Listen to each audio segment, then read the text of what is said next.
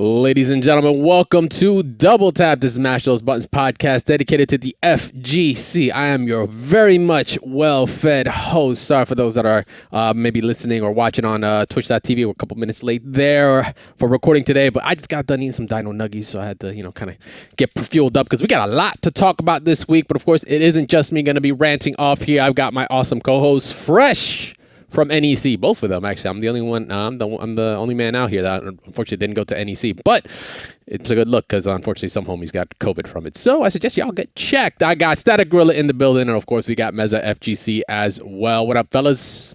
I hug no one. Yeah, you hug no one. Okay, well, don't touch me. Oh man, yeah, y'all should definitely get checked. No, regardless. I definitely stayed a lot to myself more than I thought I did. I mean, I mostly hung out with DNF dual people, but we're all awkward, so we don't really hug. So. In Static, you just drop in the quick check. Yeah, we're good, we're Gucci. All right, bet, fine. It is what it is. But yeah, guys, welcome. Of course, this is Double Tap. This is a podcast dedicated to everything and anything in the fighting game community. Like I said earlier, we do have a whole lot to talk about. But before we go in there, I do want to say this is podcast number 299. No small feat. We're almost here at that big 300. I'm super stoked that we've gotten this far, and I appreciate all the listeners that have tuned in. And for those that are happening to, maybe stumble across this podcast, we appreciate y'all getting swindled, getting coerced, maybe even forced to listen to us, but we appreciate y'all spending the time by the end of this. Hopefully you guys will be liking, following us, of course, on all socials and enjoying the show in the future. And for those that have been returning, we appreciate y'all for another 2 quarters to listen this week. But let's get started, man. We got some big updates. We've done everything. We've kind of done a couple of little extra streams over the past month, between the Smash situation to like Game Awards that went by, and we had obviously some trailers that dropped we were looking forward to, and there have even been some more information that popped out from other games that we've been keeping a close eye on. So let's just jump into, like I said, one of the big 3. We've got, of course, Tekken 8. Tekken 8, no slot. This is how you know it's going to be a fat one. We're already going to talk about Tekken 8 as the beginning topic. So Tekken 8, the NA finals went down. Or actually, let me bring it back a little bit. The Game Awards went down. Exactly. The Game Awards trailers went down, and we were already, we covered the whole, hey, something kind of showed up on PSN.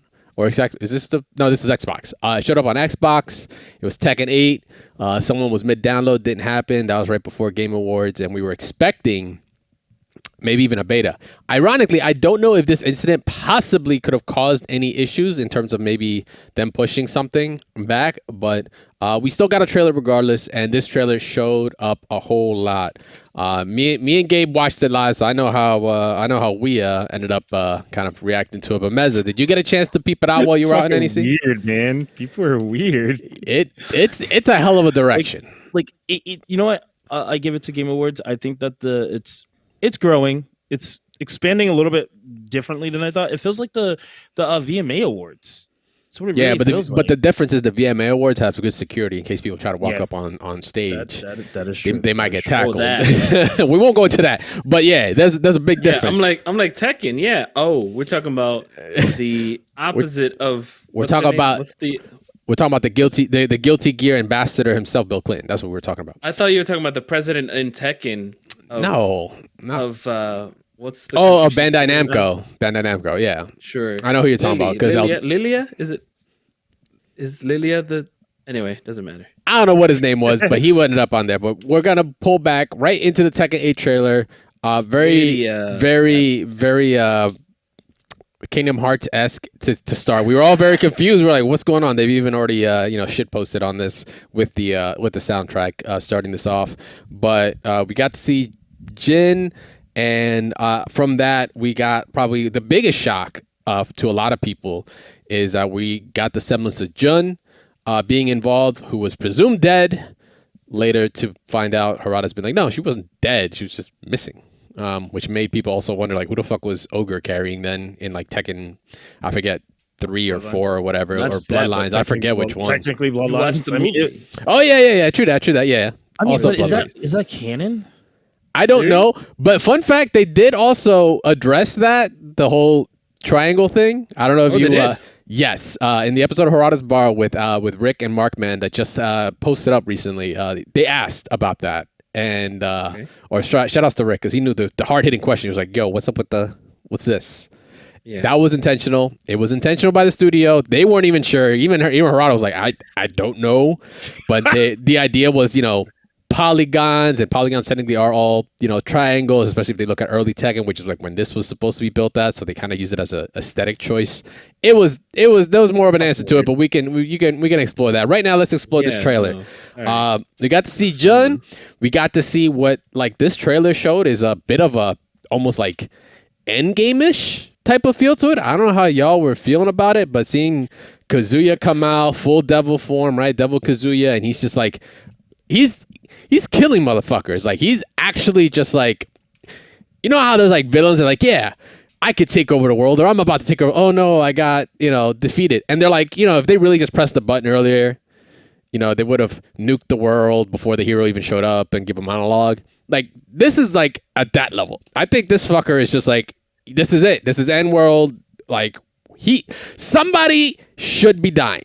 I want to say somebody's probably dying. Jin might actually kill Kazuya at the end of all this, or whatever, because it's looking pretty endgame-ish, just from the story wise, like from the little hints of it that we're seeing. I got a lot of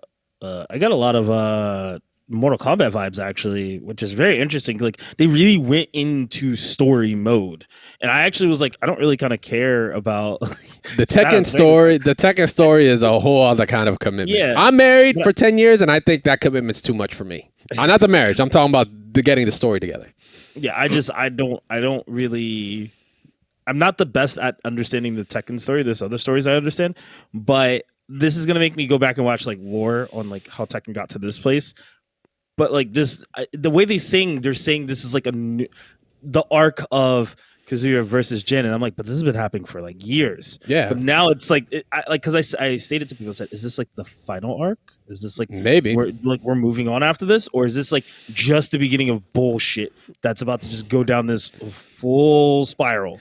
I'm just curious. Time to bring the great grandfather, whoever Jinpachi's dad is. We're gonna bring him into this. That's how it's gonna go. The first one to kill Ogre. Oh God, I thought it was Jinpachi. It might not have been, but like the first original. Oh, okay. Original. We're just gonna carbon date this shit. But yeah. So besides story wise, we got to see some gameplay, some actual gameplay changes, or rather, at least some actual gameplay itself. They did say raw, which I was like kind of a little deceit there, because it wasn't just raw. We definitely got all that story stuff in it, but we did get some gameplay in there. We got some Jack versus King, some confirmed characters now, right? Jack's he's gotten a few upgrades. He's coming in with what looks like the goddamn proton cannon of Tekken 8. To be honest, he is just super upgraded. The Mohawk even looks even more deadly. I think that's just his rocket. It is his rocket, but I'm just saying it looks like a proton cannon. We've got, I don't believe I think it was confirmed. So we obviously have Paul. I don't know what it is about blonde American characters this arc of games, but they're getting kind of put down a little bit. They're getting the work. Like Ken was one, now Paul, like he's another. That looks like he's been through the works, and we got it just looks like he's gonna be like, tonight's the night that he will fall for you over again. Don't ever change my mind. You never heard that meme? Where the dude's singing in the mirror? No. Close tonight will be. No, it's the emo face and the emo hair. Oh, that. Oh, okay. That one. Okay, I try to be very subtle, but y'all, we're not. Yeah, sorry. We wasn't picking up the shit you was throwing down. Sorry, dog. Distinct. Okay. So the other. Maybe he's got to do Kate plus 8 or whatever it's called. I don't know. Oh, so the other character that was also just shown off, and in a very like, very just in your face kind of way, man. We got a law. We got a law. We just don't know which law, but then apparently it's been confirmed that it's not that I believe it's martial, because it's definitely martial, yeah. Because of the scar on the chest. Okay. That was the giveaway between whether or not it's martial law or his son. What the hell's Law's son name again? Forest Law. Thank you. So it's the scar on the chest was the giveaway, because he's had that, and Forest, to my knowledge, does not have it. So it's martial law, and of course it's martial law and Paul. They have a pretty big history. So We get to see him, man. We get to see more of the flex, man. Like, I don't know what it is with these games. Street Fighter was doing it. Tekken showed it off in that first trailer. Now they're just like full in your face. Like, yeah, I don't skip chest day. I don't skip shoulder, chest. Matter of fact, there's no fat on my body. To see the ridges on a muscle, you gotta understand. To see the ridges on muscles like that, like you have to have like 4%, 3% maybe body fat, something like that low of a level. That's fucking bonkers. Whoever wanted to detail this was like, yeah, we're just gonna take this muscle and we're just gonna color it skin color. That's all we're doing. Definitely Edward Norton Hulk vibes. Yeah, you're kind of seeing. Yeah, you see a little bit of those. Good call out. That was like when Marvel was doing some really cool stuff with Hulk. Somebody said to me that somebody said that you could cut sushi on his abs. Yeah. So one of the jokes from Dragon Ball Fighters, Abridged was like, you can grind meat on those. Oh my god. Yeah, basically. You can grind cheese on those things. Yeah. Basically. Yeah. So we got Marshall, we got Paul, we've got Jack, and we've got King. And King looked good. At first, I was like, King don't look no different. But there's like, maybe some subtle lore in there with the design of some of his pieces that he has on. We won't go too outfit into that. Yeah, it's a little. Yeah. It's got some semblance of other characters in there. We might not be surely aware at first. Then we got Lars as well, and so we got confirmed Lars. I mean, he's a Mishima, right, by blood half. So he's got to be involved. Family matters. Cue the Family Matters theme. What's up?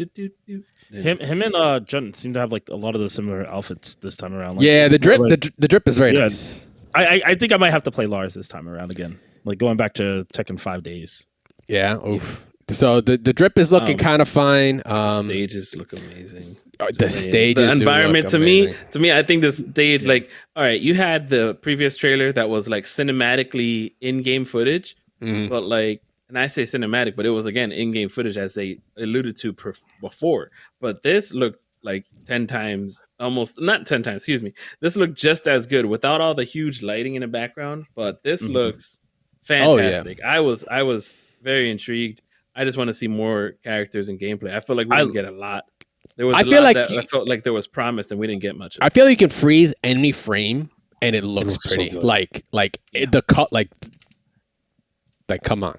Bro, I love the New York City look. This is my favorite. Like, this is like, there's certain stages I really, really like in Tekken. Like, there's some beautiful stages in Tekken where you're like, oh man, we gotta go there. We gotta play there all the time. I think this is gonna be like the most played stage. It has to be. I don't care if it's in the algorithm to put me on this stage. Hopefully, don't lag. It's gonna lag, man. And this also being in this is on Unreal Engine 5, by the way.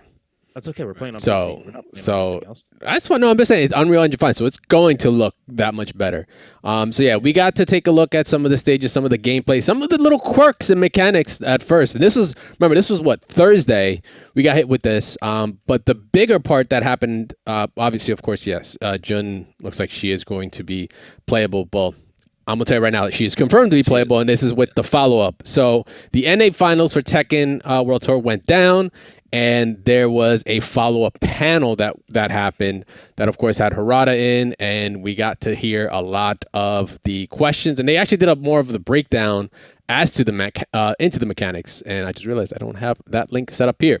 But the mechanics that they got to go into, we got destruction. First of all, destruction of stages. Like, I could do that right here on the spot because I was showing on the trailer. They didn't show anything new, but the stages are a big part. And it kind of shows, right? We were already just gushing over how it looks.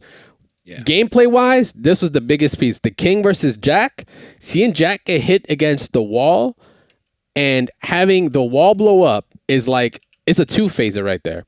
The wall blowing up, from what it looks like, it's giving you a spinning kind of, I guess you could get like, a combo extension off of it. Like, you're going to get a ground bounce, or you're going to get some sort of air juggle from it. But that wall explosion isn't just for show. Now that's a way that they're expanding the stages. So just like in other stages where you could break the floors or break the balconies, and now you expand these stages, they emphasize they were really looking into ways to really expand upon them and make them even more over the top. I mean, this was like a helicopter blowing up the wall or hitting a rocket or something that was there. And then you see that even the helicopter in the background just like flies away and all that when it happens. Super cinematic. I feel like this is okay. So I'm gonna do a stretch here, and we can probably cover it another time. But I really feel like they might be going back to a lot of their original states of how they used to play Tekken, where we didn't have ground bounces, and now we're going to use the wall bouncing and the stage transitions to extend combos, since we now have some other mechanics implemented. Yes, we're going backwards now, but for a good cause. But we're going backwards for a forward reason, like kind of deal, right? Like it isn't just because they're going backwards because of the idea. So yeah, the destruction of battle stages was a component, and I was like, yo, that's kind of crazy. But I'm like, you know, is it going to be like those are the transitions? I think we're still going to get floor transitions, but I see why they were emphasizing so much about stages during their panel. And it really does fall into the other mechanic in there, which we'll follow up on it in a second. But the rest of the destruction stages, like I said, they showed the footage, and yeah, if you see the spin kind of state that you get afterwards, like he doesn't automatically fall. You don't just get the fall animation and they just, you know, you go into the next part of the stage. Like, no, he's bouncing back to King, and clearly you should be, I say clearly you should be able to, but if you look at King also actually puts his hands up and he's not neutral. Like you can't really do anything right now. And it doesn't look like he becomes neutral till after Jack bounces. So maybe you get possibly a wall bounce, or maybe they're trying to not give you like as much on the wall. I'm not sure. I wanted to say that's like the new, you know how we do the knockdown and you get like massive amounts of time to do a follow-up combo? Yeah. I feel like this is one of the new routes, considering the other mechanics. But like, I just want to say this is also like a very DOA-esque type of concept. Yes. Which I very much felt. I was like, it's not like, because we've seen stage transitions for that versus like Tekken's were kind of like very subpar. They're okay. It's nothing too crazy. Nothing too wild. DOAs was always. Oh, yeah. They were always big, very impactful. You're going to fall down 20 floors or from one rooftop of one building to another, somehow still live, whatever. You know, at this lots point, of damage. You're going to take hella damage. Yeah, TODs, all that crazy stuff was kind of, you know, part of that. So we're seeing semblances of it here. Other aspects that they went and talked about, of course, rage art. We kind of already knew that because we got to see Paul's rage art from the trailer. Confirm, yes, it's a rage art. It is there. Also, you can definitely get Paul's skyscraper haircut. It's not like gone, so don't be worried about that. But they were stating rage arts.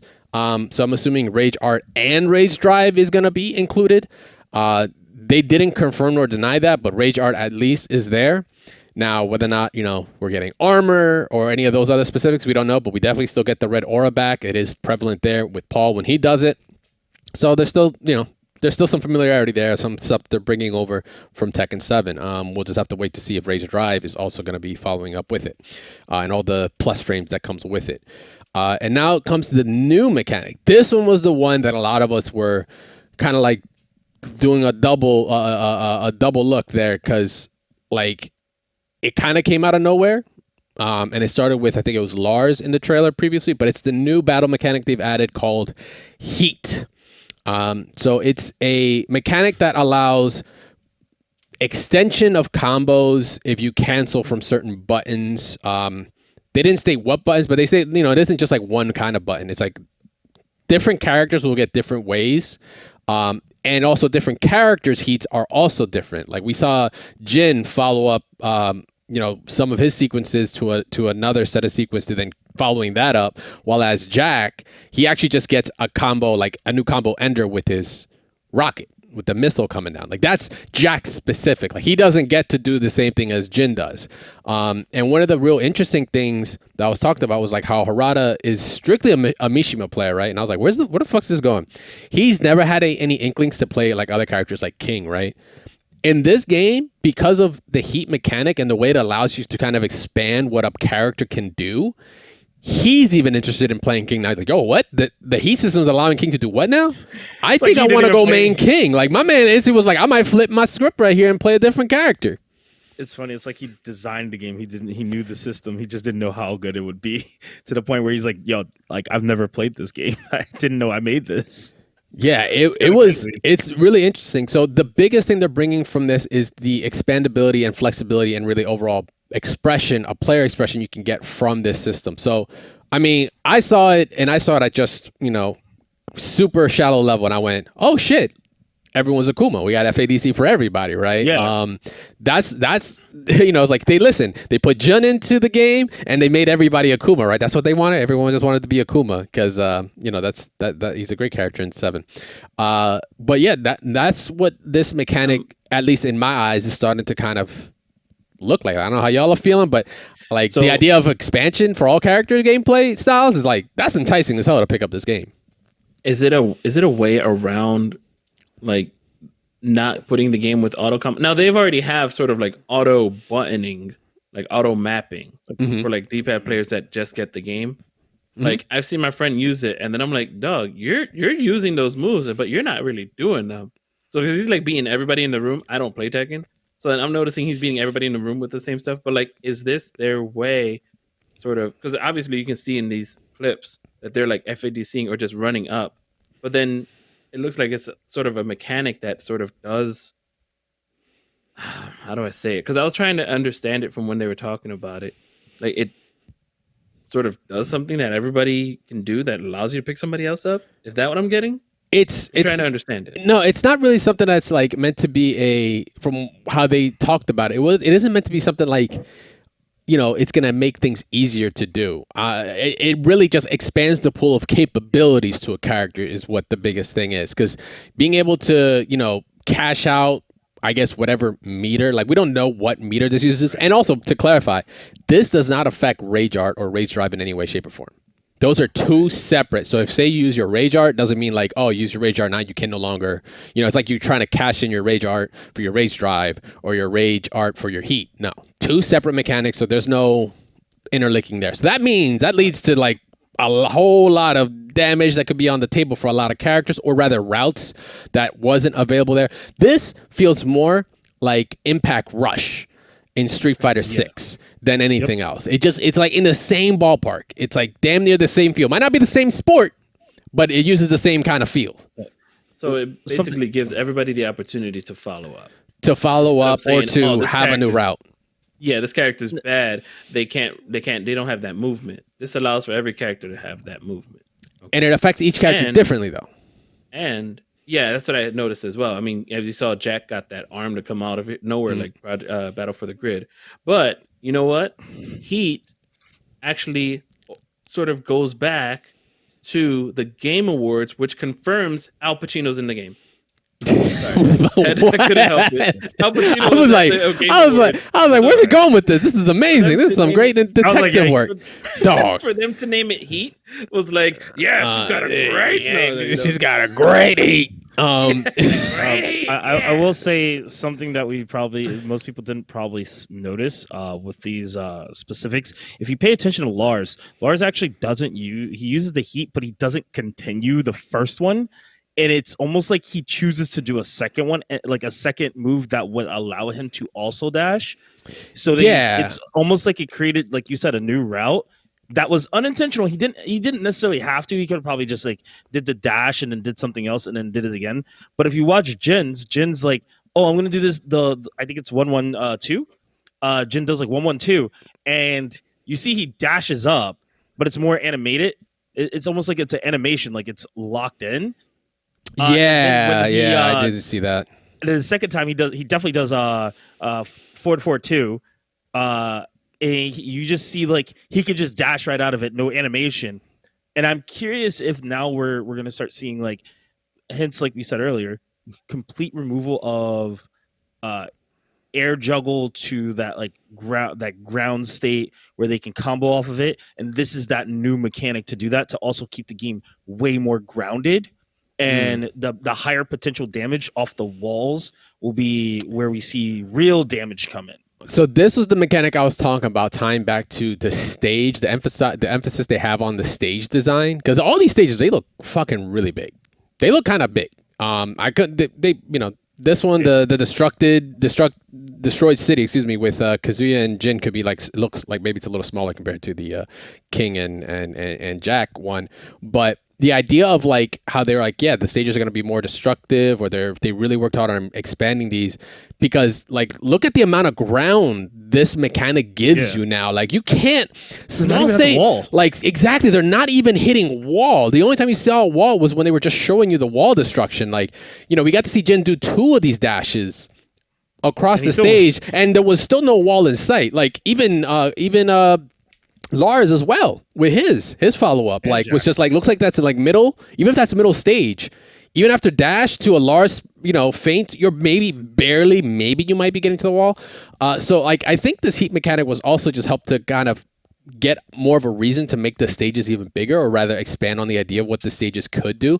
The stages are still going to be a big part of the you know, the actual matchups and you know, the actual, you know, the advantages you might have with some characters versus others. They were very clear about that, so that's not going away. And also, you know, the weird rumor that sidestepping was going away was also addressed. It's not. It's a 3D game. Sidestepping is here to stay. Like I don't know who the fuck thinks this is just a 2D game. That's not Tekken. Like I'm sorry, that's just not how it goes. So yeah, sidestepping is still a thing. Yeah, right. Sidestepping is still a thing. Ducking and proper dodging of moves still a thing. Like this is still Tekken at heart. It's just it was these a very mechanics fast are. trailer. Like, it was. The trailer was fast. We got way more information, obviously, from the panel, but maybe that's what they intended. To make so many assumptions from just the first trailer would be wild. Yeah. I definitely think, real quick, the last thing I noticed was that we should kind of keep in mind out of this whole thing. I mean, they obviously could change anything and everything, but I do feel like the biggest question I've at least wanted to ask was, is this like heat mechanic going to be able to be usable outside of combos or outside of pressure? And that's where I think the game could get either really, really, really weird and wonky, or it could just completely. I think me personally, I think they should take it in stride, test it out first, normal, without being able to do it on whiff or anything like that, and then maybe take it into the lab and see if it's worth using as a movement option for some of the characters who do suffer. Like I know Eddie has always suffered from sidestepping, but his backstepping is really, really good. So is this gonna like maybe are we gonna have a drive heat that's sidestepping, because they did say the game is a lot more aggressive. So this is what we're seeing, is that aggression. We'll just have to see how it goes down in the meantime. This is all the data we got. They said they're going to be following up with updates. They want to do something at finals. They even thought about doing it at Amsterdam. Well, I think Amsterdam is the finals. They want to do it. Sold out immediately. They were saying some stuff like, oh, marketing guys is tripping about it, but they want to get something ready. It might not be as big as they expected, but we're just having to sit tight. But I think Tekken 8 is going into a super sick direction. Like Tekken already feels amazing when you get those hits, but when you get those hits like we saw with Lars and shit, and then you like follow up with heat, that shit's gonna feel so fucking good. I can't wait to see it. I'm super stoked for it. But yeah, so Tekken 8 is showing up really strong. Some really great information that came out afterwards. Like I said, look forward to the actual updates come finals. And with that, actually, we do have one more thing to bring up. Love the fact that we have all this Tekken talk, but remember I said earlier this is episode 299, so we do have a special guest that we are bringing in for episode 300, and I don't think it could have been any better of a person, someone that we've been very much, at least I know I'm a fan of, has done incredible things in the industry, as a competitor, as a person in general in esports. We will be having the prodigal son come in for episode 300 to talk not just Tekken, but luckily a lot of Tekken, but a whole lot of wisdom, hopefully to drop to our awesome viewers. If you don't know who I'm talking about, if you didn't recognize that last name, we got Ryan Hart. He's confirmed to coming in next week. We're super stoked. Make sure to follow to be updated on what we're going to be talking about there. And we're if you have any questions from, you're going to join our Discord. We got details at the end of our Discord, but just felt like we had to bring it in here during Tekken because the man is pretty Tekken incarnate. Like you can't think of Tekken without him being involved in some way. The fact that they had a Tekken exhibition just to show some of his matches at the last Evo because of the history of it just shows how important that is. So yeah, we're gonna be having him next week, 300 episode. Super stoked to have him. I promise you, he's gonna blow your fucking mind away. And I don't normally talk like that, but he blew my fucking mind away at Evo. So I was like, yeah. I get it. Why they call him what they call him. He is a legend. He is definitely a legend to every letter of the word. So with that, let's move on though. We do have some more things to get into, and that is of course Street Fighter. Unfortunately, if you haven't signed up for the beta, They're closed right now. So December 16th this week. That is Friday. Right? Friday? Yeah, Friday. This week. Friday, the beta starts. Hopefully, looking forward to seeing that. The one thing I want to see is an email saying I'm in, like a lot of other people. Wait, no. You're already in. I know. Well, no, she's in. I'm not in. she's in. Yeah, she's sure. in. I'm not in. None of us Hopefully, are. I get one. Technically, none of us are. We are 0 for 3 right here, people. Unless you're Mezza and bought it. I mean, what? I don't know what you're talking about. I'm in. What are you talking about? You found it. They gave it to me. Yeah, somebody gave it to you, right? So Street Fighter closed beta is happening this week. Just make sure to keep an eye out, of course, on your emails if you haven't already. I think they said on the 14th is when the emails are happening. So look real close for that. But we do have way more to talk about. Once again, the Game Awards, they were coming out strong. They also had a trailer to talk about or to bring up, and we are going to sit down and talk about it. I just don't know who else. I don't know if it's just me, but seeing DJ in the beginning was like dope and all. There's two things I want to nitpick just from the first like 20 seconds. First of all, DJ, whoever handed you that damn mic, whoever in at Capcom decided to design that mic is a goddamn liar. Because I know what mic that is. That is a very old school mic. They don't make wireless versions of it, and there's no goddamn XLR coming from it, so there's already continuity errors here. It's fine. So that's just saying DJ is so damn loud, he doesn't actually need an actual mic to talk to. And then 2, I just felt really bad for the Best Buy employee that you had to fight in the beginning of the trailer. That the dude clearly was just chilling in the park, and you decided to pick a fight, and he was like, all right, hold on. Let me just put my name tag down, get my fireball hands just nice and hot. Because the dude's drip is ridiculous. I was going to say, those bowling shoes are amazing. He looks like your homie who goes to dances and those random weddings. He's not even invited. Yeah. He just shows up and they're like, we know who he is. Yeah, we know what it is. But yeah, so the trailer dropped and it just in full stride. We got to see custom characters fight each other. What a lot of us are going to be doing in the Capcom, in the World Tour event side of it. Actually, what I was going to say was that notice how each trailer is sort of split into 3 parts. This one only had 2, but it starts with World Tour, then goes to Fighting Hub or Fighting Grounds, and then into I guess Battle Hub. Yeah, so I just sort of noticed that recently. But go on. So we got to see of course the cool new part, which is like the master tag in, so you can actually bring in you're supposed to be a disciple of someone's school, and I guess the perks to that is that you can just call them up and be like, yo, I'm in a fight, and they'll be like, bet, I'm in there, and then like Ryu will just come in like fucking Superman and just be like, yeah, you about to get fucked up now, and then y'all can just dramatic battle this shit, man. Y'all remember dramatic battle from Alpha? Yeah. Oh, don't get me started. I actually went through a whole thing with the whole Rose time travel. There's a theory. That's all I'm gonna say. There's a theory, but we'll leave that for later, another time. Okay. Hey, it's Sean. No, it's not. I thought it was Sean at first. Obviously, too. these are the coaches. I mean, we talked about this in the last game that you had coaches you could pick. Yeah, but well, I mean, it seems like you also have moments where you're gonna fight alongside like Luke, Kimberly, or probably like maybe Jamie or something like that. Because outside of just having Ryu and other people, right? So I think those are just gonna be random moments where they're like, "Yo, I'll help you out," Yeah, but if we go back a little bit, you also saw that you can not just have Luke's fireball, but you can also have a sonic boom. He used Luke's fireball, sonic boom, then DP'd. I'm like, sorry, this character has everything. Look at Sandblast. Let's hope this sonic boom and then DP, bro. Wait, so for all of our sakes, that you can keep this in the game, not online. Go ahead, Mezza. Yeah, no, I was just gonna say Sandblast while charging for sonic boom. Yeah, that seems pretty it seems strong. A little bit. just it seems strong. But then we got into some more fun parts where they actually started going into the characters we're expecting to see actually in full motion. So we got to show Italy again, represented by Marissa, Manon for France, and of course we ended up. We also got DJ. I think DJ was right before that. I thought DJ was before that. He's somewhere in here. They definitely showed DJ. I think he's like later though. Okay, so yeah, we got to see some of the newcomers, and of course, and JP. We are Pimp Bison, as some people have now deemed him.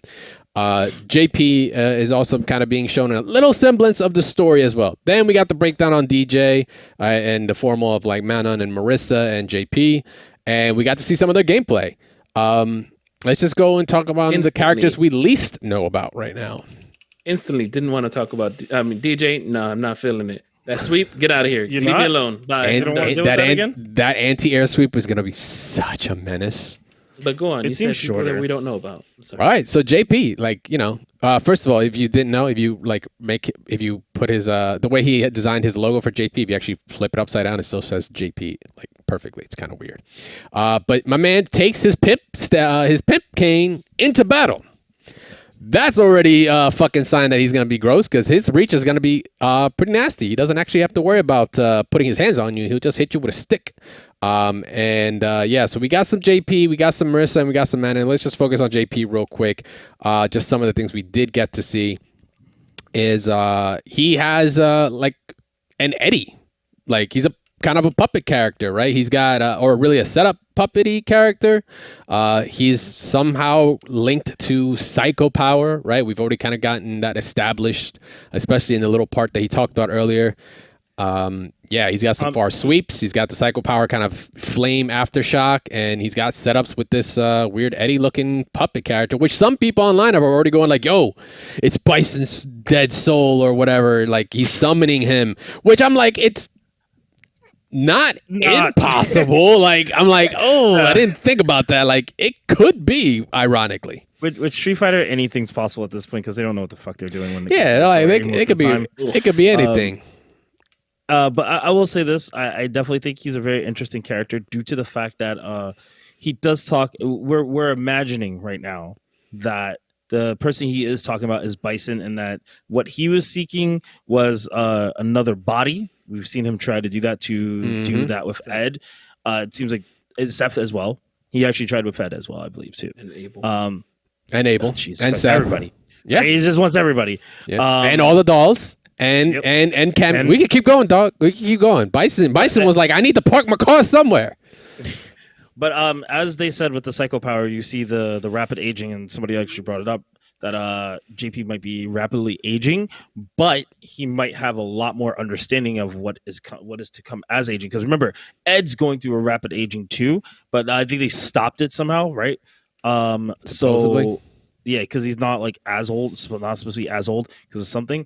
But I feel like JP is kind of like the Rose kind of type entity where he is just all knowing of it, right? You know, he understands it way more. He's more integrated into kind of like Ingrid, if we wanted to say. He's kind of like the Ingrid of the game right now. Oh, that's so he funny. Might be the originator. What if he like drops like Ingrid's name somewhere in there? There's a name drop. She hasn't been in a single title outside of Alpha 3 on the PSP. Yeah. And Capcom Fighting Evolution. Capcom Fighting Evolution. Thank you. Count That's what she was that initially game. built for, though. She just then got ported into the PSP. So you're saying we don't count Red Force? No. Okay. Yeah, but JP's an interesting looking character. Past that, we did get, of course, one of the harder hitting characters of the game, which was Marissa, the Spartan cut homie that we kind of did a little bit of a breakdown during the Game Awards as to our reaction. Like, she is just heavy hitting. She has potential drive impact like shenanigans, like against like breaking drive impact, like doesn't affect it because there's like some armor moves or some moves that tend to just beat it outright. Probably one of the hardest hitting moves is a counter that we called the day it got shown. It's like, that didn't look right. Let's double back real quick, and you see, you know, gloves together, a golden aura, which some people have also stated that there is possibly even a Urian / Gil connection here, because their race or their people, you know, they eventually have elements. She is an aspiring jeweler and apparently has to do with gold. So this might be one there. We'll see. And also remember, Gil does also have a Spartan outfit, and they're all about fighting each other and stuff like that. There's semblance of a connection there, possibly. Mythical gods. Yeah, but yeah, for this counter, it looks like we get like maybe a jab counter or a grab counter, and put your head down, get you in the lock, and just this. Okay. Just beams the shit out of you. Can I say something? This is the reason why they don't allow these kind of punches. What do you mean? God. Not what, to the back of the head? She's dead. She's just dead. You're just dead. They might nerf the hell out of this grab. Nah, man, keep it. I just want to make sure it doesn't. I just don't want it to be weird looking when Zangief is underneath there, where it's just like he's just as big as like the animation is gonna be really strange for that one. But dude, this Duff alone was enough to make so many people be like, I found my main. It's like, you know what's worse is that she lets go of the arm, which is there's a reason you why. let them think There's they're actually free and just wagale. Yeah. So what I'm actually curious is, I would love to get somebody who actually like is really really in depth with UFC fighting or any type mixed martial arts, because if you actually peep, she actually locks her right leg around Manon's right leg. It's an it's really subtle. It's very subtle, but yeah, I don't know. I think this character is very interested in it. Like I said it before, it looks like a Fukuram meets some other type of character, because she's like Muay Thai meets like, you know. Yeah, her stance kind of is. You're getting kind of some Muay Thai Sagat vibes here. And that's what I was gonna say. I was like, maybe this is like the follow up to like the Ree versus Sagat. Now this is like the Luke versus Marisa. Maybe. I mean, this would be a big fight. She's way bigger than him. They both have similar, to some degree, similar fighting. It's a goddamn Amazon. I guess martial arts to some degree. So yeah, I think this would be pretty interesting if she is his villain. Plus, I just love the fact that she's just rocking out the gold. I know, that's what I'm saying. It's like such a component. You got the chain and everything. She definitely listens to hip hop. That's awesome. This makes me think they'll bring back rival battles. I hope so. I hope they do. I hope they bring back rival battles and fucking special intros. Please bring a special intro. There's no reason why you shouldn't be putting this much work and not get fucking special intros. I think everything should always have special intros. We're like, I mean, if people are still doing it in Mugen, and lore, bro, like lore, baby. But regardless, like I said, we got to see some other little aspects of Marisa, like this gold charged punch. Like, a part of me goes like, oh, this might be DI, but looking at how it interacted with DI, it looked like it was at the end of it. So it's like, I don't think it actually does anything. It doesn't like bypass it, but we're just gonna have to wait to get our hands on it before we find out. And the trailer just goes on to just show off a bit more of the more cinematic moves, more of the very specific moves for some of the new ones, which we're gonna get into as well. What if she's just like the new Balrog? There ain't no dash punching, so I'm fine with that. That was dash punching enough. That was just reach. She's just a whole, like I said before, that's a whole ass unit of a woman right there. Yeah. That is a whole ass woman. Jeez. I mean, if her actual moves have that impact, it's going to be cool. Then from Italy, no, we already talked about Italy. There's Italy, France. Yeah. From France. We got Gay's brand new main. Mano. Yep, pretty much. Mano. We got the new main. So we actually got some. Was it today that it got tweeted out? Yes. Yeah, it was literally. It was a couple hours ago. Actually, no, it was yesterday. It was last night. So we got a tweet from the official Street Fighter Twitter. You know it's official. It's got a yellow check mark now. This is an official business. $8 to only get you blue, boy. You broke. Right. You're gonna be able to say your 4,000 words later on too. Yeah, 4,000 words as to why I need a yellow check mark. So yeah, we got to see just a little bit more of Manon. Like, even though in the trailer showed, ballerina, a lot of reach, long legs. Yeah, we got to see another interesting mechanic to her, which I'm slowly getting PTSD as I'm watching this. Sorry. She gets levels. It's not levels. It's the pulling is what I'm talking about. Like her normal, her command normals are able to pull in, kind of her partner, and now I'm assuming on hit it's going to be plus, right? It makes sense, and on block it'll be negative. But then it's like she gets a 50-50 Oki game from it. Is she going to go grab a follow-up grab from incredible ranges, to be honest? Like, and we got to see that pull in two different instances where she goes right for a follow-up grab, while as the other one she just goes right into a crouching short, crouching short, standing jab. Let me see. Crouching short looks like standing jab to EX, whatever that is. Yeah, that's just launcher into then super to all link is like, first of all, her super looks dope. That's so cute. Yeah. It's very cute. Definitely into she combos into nothing left for the imagination, I'll call it. Yeah, but, man. For me, the stage is what yes. solidified it for real me. people. No, roller coasters, Why you looking at dog. the floor? He's Can tripping. I know can you you like spot roller in the coasters. stage what I love about this stage? He is tripping about the damn roller coasters, man. Is it the big the crepes. It's about the crepes. Yeah, it's definitely the clown. Actually, holy cow, you're right. The crepes and the Blanca-chan dolls in the The back. Blanca-chan, the crepes, the roller coaster. This is your stage, your character. Because she basically is. It seems like she's fucking like she's Laura. She's Laura. Like there's. They were saying that. She is a grappler. But like these buttons that she gets, like we thought like, oh, okay, a grappler. So thinking instantly traditional grappler, but it's like, no, this is like a strike grabbing grappler. But then on top of that, there's Oki there. Like this is Laura. This is Laura from fucking France. It's so weird because she Just no projectile. like Which the- yes, no projectile. I like the robe on her. Like the like gi. The it's gi? like a half. It's like a partial She's- gi. It's she's not, a- like, she's just a- in the bottom. It's the laziest gi. She wants to be the cool, though. strongest fashion model in the world. That is her lore. She is a fashion model, so she is gonna. Her costumes are gonna be like super drip. Like some characters already got drip. She's gonna have super drip. Like it's gonna be kind of wild. Her, JP, and now Kimberly, she has some moves from Guy, but she doesn't have any callbacks, nor does Marissa. And JP has not many callbacks either. I find that interesting that they're making pretty good original characters without any callbacks to anyone else.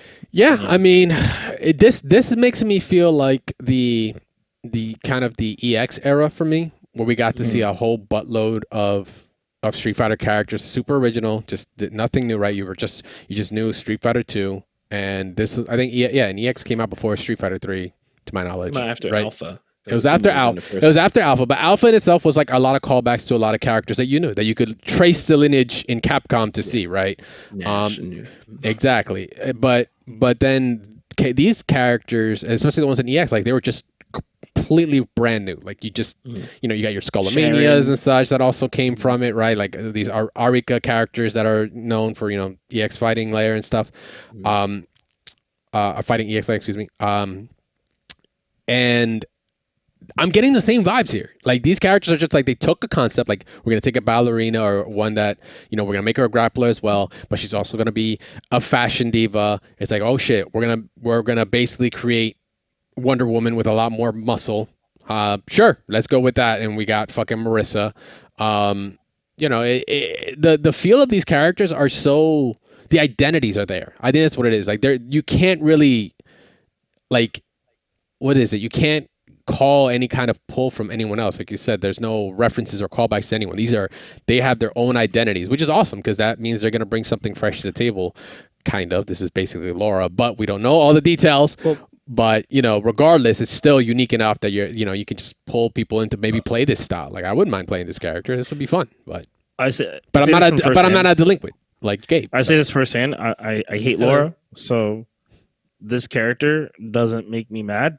Because even though she has like similarities to Laura, she also has similarities to Abel, and I really like that she doesn't play like either of them. Yeah, realistically, because at the end of the day, like a lot of people are like, "Oh, I want Abel in the game. I want something like Abel," and they were like, they saw her and they're like, "Oh, she's gonna be just like Abel," and she's not. She's her own character, and I think it's kind of nice to hear people stop talking about Abel and that it's just Mana. Yeah, the only reason they were tying Abel is because French, right? France, and grappler, and kind of has similar like color theme. Like when you looked at her before we do anything about her, it's like shit. This looks like it could just literally be female.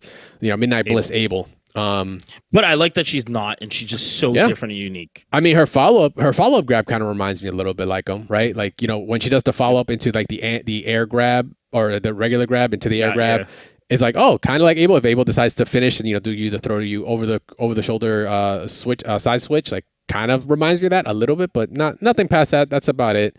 But she looks really dope. And then the last character really to break into is DJ, which. They're doing some wild stuff. Like, we're already seeing that with the original cast, from the beta, getting some new tools, right? Ken's, little step kick. I mean, he already had the step kick, but like kind of the options select step kick, you can go low or overhead the way that he does, or the feint. Before you never got a low, now you do. Ryu has his Denjin charge. I mean, he's had that before, but Ryu's Ryu. But Guile, his moveset is changing, double crouching fists is different. And he has a couple other buttons that are a little different. Who else? Chun to her stance, right? Like it kind of was always there, but now it's actually a stance you go into. Jury's kind of like the same, but she's not as much of a legacy character. But when we're talking legacy characters from like 2, DJ definitely falls in that, and he definitely got some. This was all I needed to see to kind of like already kind of lose it. Like I hated fighting against DJs in 4. It was just not fun. But now he basically is fucking Slayer in this game, where now he has a feint step with options, and not just, I don't mean a feint step like in place. It's a feint step back. So it's going to cause all kinds of really fun interactions. He's got a low, he's got an overhead, he's got a feint to the feint. So it's like, am I going low? Am I going overhead? Am I going for nothing? Am I going for launcher? So he's basically a stance character. And this doesn't even include the fact that he can double fireball without EXing. That was also proven. That was shown off in the trailer before. That's never been a thing before. So DJ is like, I think, getting kind of almost like the biggest rework so far of all the legacy characters at this point. That super, I think, at the end of it also just isn't real. Like it isn't. I think there's more to that super. It's not just a kick, because that would be so lame. But there's definitely more. In the trailer, it showed that there was some sort of like mini game to his other special move. So I'm thinking that's the one I'm thinking of. Is there a just frame type deal going on with the rhythms? So correct. That's pretty cool. That's what I'm thinking as well. But like they literally took the idea of like, rhythm, like snowbally characters, momentum characters. I think that's what DJ is going to be. Like, don't get me wrong, I think he's still going to be a great character. I hope every character ends up being great in 6, so that way everyone can play anybody they want and still be competitive. But like DJ, I feel is going to encompass momentum, where once he gets into, no pun intended, that rhythm, like he's one of those characters that's going to be hard to stop or hard to defend against. That's what screams out to me in his kit here. And I mean, it makes sense. And this kind of further just emphasizes it for me. But like, it's dope. I like the idea. I'm just going to hate fucking dealing with that slide as an anti-air. Like, I am so not ready to deal with that. I feel like this is the first time we're finally seeing DJ over the course of years. We've seen a lot of characters get complete overhauls or just different variations of themselves. This is the first time we're seeing DJ actually be a different character, period. Like, yeah, because Street Fighter 4 was basically Street Fighter 2 DJ with just maybe a couple extra pieces. That's about it. Like nothing crazy. Like right now, I haven't seen, the fireball is one thing, but I haven't seen his Samba kick, I think is one of them. Like I haven't seen that yet. Sobat kick, you mean? Sobat kick, thank you. Yeah. I think they replaced. He never had the feint. That's what I'm thinking too. I think that's what's been changed. Yeah, that's what I'm thinking too. So it gave me Matsuda Sway vibes, which is Laura's V Trigger 2 right now. That's cool. She does have a sway, but again, it wasn't really much because you could sway and then you can command grab, but it wasn't really. I mean, you could cancel most buttons, but it was not as good as V Trigger 1. Mezza, you were recently watching the Street Fighter 2 video. Doesn't he look like The Rock in that thing? Street Fighter 2 movie, I mean, animated. Yeah, so he does, and it's kind of messed up because, so if nobody knows, in New Challengers, he actually has a club called the Roxy, and he tells this dude after he kicks him out, he goes, yeah, you guys got to listen to my, he's like, you better listen to my music. Oh, yeah, in the movie, yeah. It was so weird because, like, I don't know if people knew how, like, racist it used to be back then with this whole, like, Street Fighter thing, which is weird. But like Guile even comes in and is like, yo, DJ, I need you to keep your ears to the streets. And he was like, I'm just like, this is so messed up. It was 90s writing, baby. They were just trying to be cool, trying to be with the crowd. But I love that he still kind of like has that music background where he has like, he now has a bar called the Mamba Bar. And I'm curious if they're going to give him. Well, it's called the Maximum. It's called the Maximum Bar. The Maximum it is. Oh, sorry, I couldn't see if it said Mum. I saw Mum. See, you said Mum, but that's racist, dog. They took it off of his pants and put it onto the bar. Yeah. Literally all that happened anymore. I mean, I just wish. Did he used to pull? He used to pull out maracas when he wins, right? He might actually still. Not that fake ass mic, because if he gets that fake ass mic, that triggered me too much. So basically, that's what went down. That's all the news we've gotten for Street Fighter 6. Like I said, the beta is this week, so expect us to stream at some point, or a million other people also stream. It sucks we don't get any of these new characters in there. I don't know why Capcom wouldn't, but maybe they're not complete. This is just They for know show. why. They know why. Oh yeah, and also you know you gotta go play. Yeah, we know why. We know why. We know why. Put them in the game. But one thing I did want to bring up, or actually two things I wanted to bring up, which I thought was very interesting. One, they're pushing on a new cab, which there hasn't been a Street Fighter cab. I mean, I believe there was a Street Fighter 5 cab, but there was a very limited amount of them. It was only Japan, just like in 4, and they were more prevalent when was it Street Fighter? Or am I thinking Strive or? I might be thinking Strive, actually. I'm sorry. I might be thinking incorrectly here. But I know. I just know when it came to Cab, Street Fighter 4 was the one. Obviously, that was the biggest one. When we were in Japan, like, they were everywhere. Oh, yeah, Tekken, of course. But, like, I'm talking about Street Fighter specifically. So they announced Type Arcade with Taito. There's an arcade version being developed, scheduled to start operating in 2023. This is supposed to be a worldwide available cab. So this is not strictly to Japan region. This could be imported into, the UK, NA, into a bunch of, as Gabe was saying before the show, he thought, hey, round ones might be popping now. Yeah. And he's absolutely fucking right. I didn't think about it. Round one, which is a arcade chain here in NA, is very much a viable spot to actually have these cabs in and to get people to come in and play. Yeah, I was gonna say. So, do we go back to like the old mentality of like going to the arcade, basically? Like I'm thinking of this because is this gonna kind of slightly revitalize arcade, at least era, like kind of bringing it back? Like that would be. It's not gonna be the same, but it's gonna have some new rules. I find it cool because, going to arcade now, like you got your FMB, you got a lot more. It isn't just like pure arcades and that's it, right? You just have to be there to play that. Like it's more entertainment. But now there could be like the hardcores could be there. Will it be cross compatible with regular? Who knows? That would be sick. That'd be sick if you could just be in the arcade and you can actually just play online. You just bring your Mezza card or whatever card they decide to develop for it, and let you crossplay with people actually playing in console or PC. That would be kind of next level.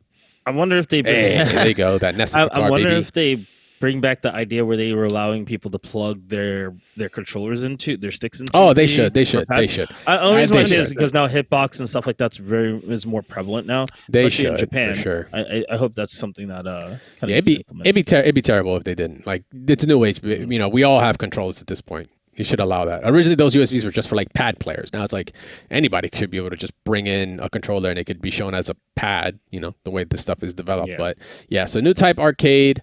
And we're just gonna leave this for next week because I think it's gonna be an interesting topic. But that's the one I definitely wanted to check out. Type Arcade being I was already talking to people that source arcade cabs. I was like, yo, Street Fighter 6, can you get one? Are you gonna get one? Can I get one from you? Already making a call just to see, because it's great that they're making it worldwidely available and not just Japan. I mean, Sega Arcade is fucking gone, so where are you gonna put a bunch of those arcade cabs at? You might as well just let everybody else be able to import them. You say Sega Arcade is gone, so you're talking about the one right under the train station, like all those 1 through 6s that we went to, 1 through 4 or whatever. Yeah, I believe those were closed. Yeah. Or very specific ones that we went to are closed. Yeah, because I mean that was right in dead center Akihabara. I know. So I'm like, it was the only place with Wi-Fi, so that's where I was popping. So like, but there were a lot of mom and pop sort of arcades that we did see that had multiple floors. Oh yeah. Remember when we was at? I forget where we were at. What arcade? But they had that Third Strike cab. And they were like, "Hey, Americans, come play!" And they were streaming, and we were like, "Nah, man, we're not getting caught in the trap." These fuckers were like, "You're trying to fuck up the foreigners." Nah, we ain't sitting down on those goddamn cabs. I seen what this Alex player did. That was right under the subway, and it was right next to like a KFC. And I was like, Dre, they weren't playing this yesterday. They weren't streaming yesterday. Yeah. They were streaming today, and I was like, nah, that Makoto just made it come back. Yeah, the Makoto or whoever. Yeah, nah, I was like, nah, this is a fucking setup. We were like, nah, we're good. Yeah. I'm not about to get fucked up on stream and be like, yeah, foreigners, that's what y'all get. Maybe. Nowadays, maybe. But I'll jump on whatever now. Yeah, not then. Tucker it out. I made all pools this week and I'm good. All right, so with that, a couple small updates before we get into the big stuff. Of course, we do have Strive. Big PSA. December 15th, Strive Balance Update is hitting, man. The game is getting, I don't want to say revitalized, but it's getting a new coat of paint this week. We're going to see who's getting nerfed. Is it going to be Nago? Is 5K something I still have to deal with? Is Happy Chaos going to get no bullets when he does his super?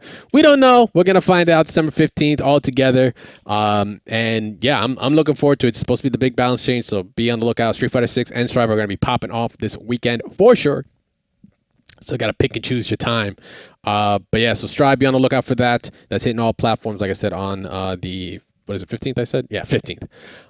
Yeah. Nothing. Do you go Christmas shopping or do you go? I already did my Christmas shopping. I'm playing beta. Forget that. Yeah, I pretty much did that already.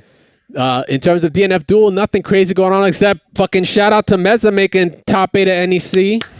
Thank you. I was yelling at my phone when you lost, but that's all good though. Yeah. We'll talk later about that. But congrats though, homie. Now you two are put me as the one man. You two have been the one man. Have made me now the one man out right now that hasn't like competed and been in top 8 or top 3 in their respective game on stream yet. So now I have to fucking go out and play Strive or something and get in top 8 to hang with y'all. So I hate you, Mezza. So I fucking hate you, no problem, Mezza. dude. Hey, look, I was out on a mission. I missed Summer Jam, and I said I was gonna actually make my way out to NEC. I said I didn't care what happens. I'm gonna play. And I said I'm making top 8. Like I literally got there, and I kid you not, this is exactly the words. Like everybody's like, oh, Punk has the easiest bracket. No offense to anybody in the bracket. They're like Mezza, and I'm just like, wow, it's crazy. I was like, crazy. Punk had the easiest bracket, but a trash Swiftmaster player made it out of winners. I wonder how. But no, Tega actually was the one who really was like, he was like top 8. I was like, what? I was like, what do you mean? He was like, top 8. That's all I'm gonna say. Top 8. Shout out to Tega. Shout outs to the homie Tega. Let me see. And also I think he said he's ready to come on whenever. Okay, cool. We'll get him on for sure. Shout out to him because he won fucking Grand Blue for DreamHack recently. So shout out to him and Coach as well. He just won this weekend as well for NEC. Did he? Oh, nice. Yep. I didn't wait for Grand Blue. Stream.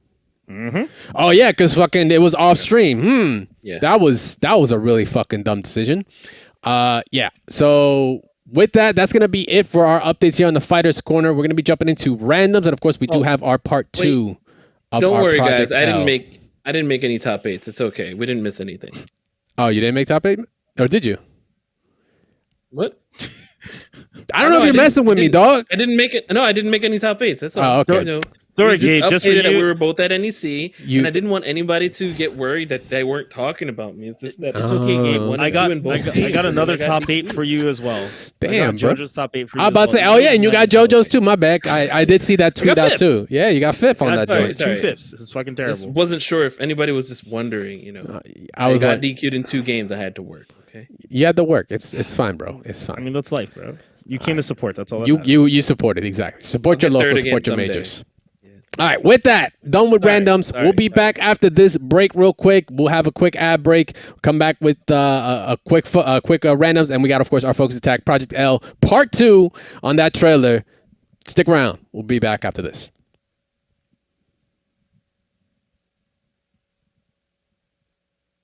And we're back. All right.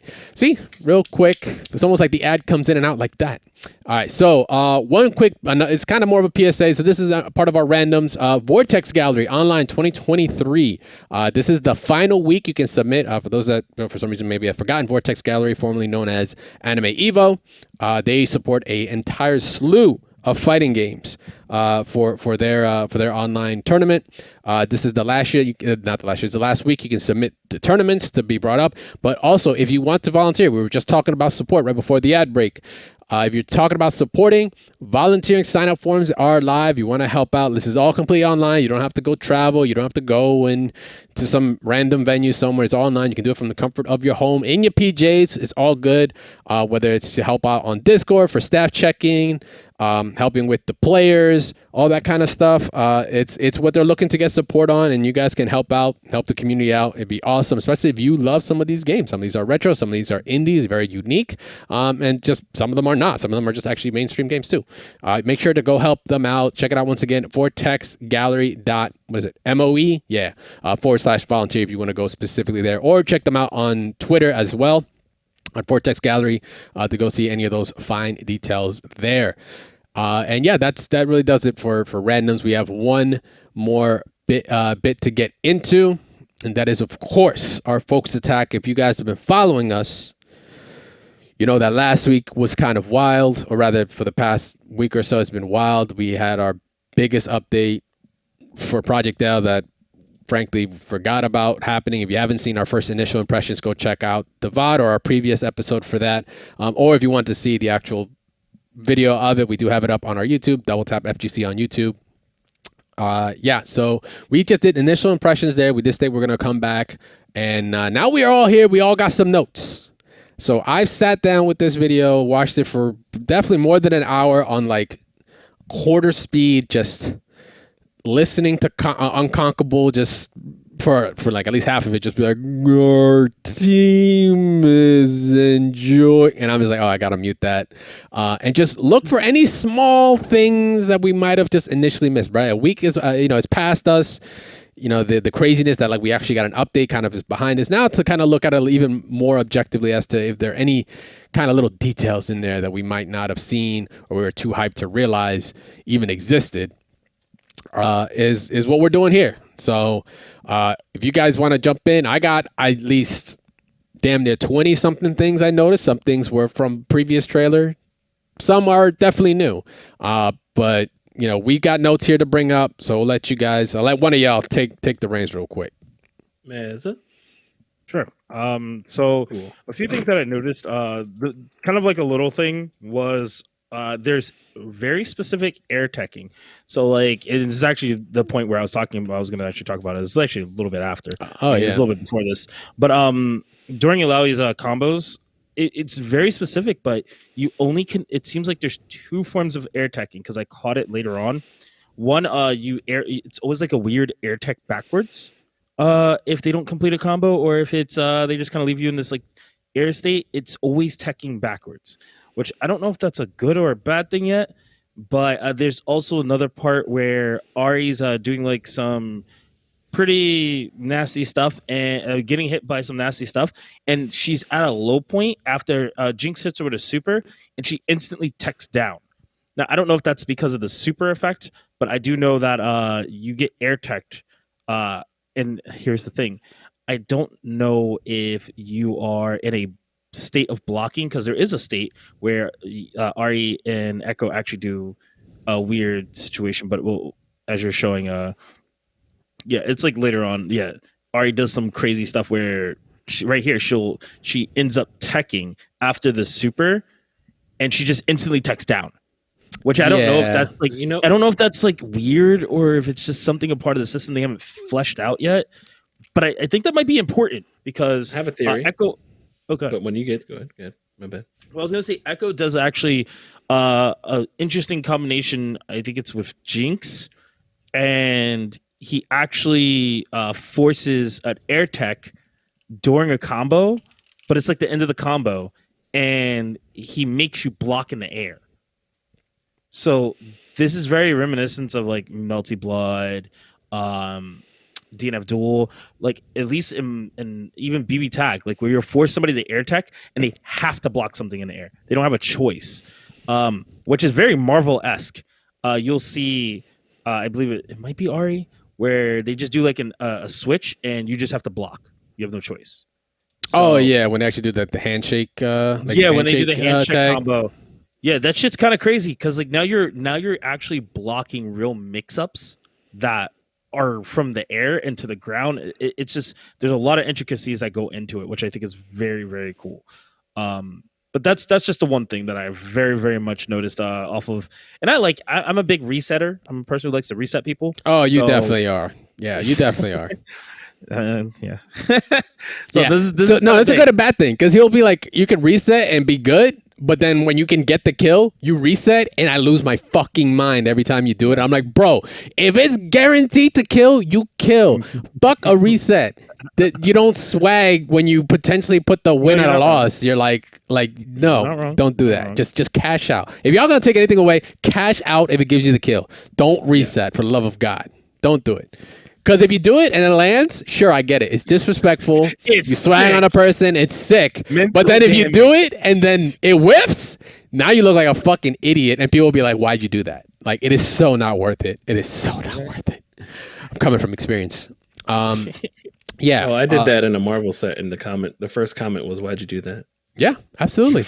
I'm pretty sure I've said that to you. Like as soon as you've been out of sets. Oh yeah, I do that to Mezza, you all the time.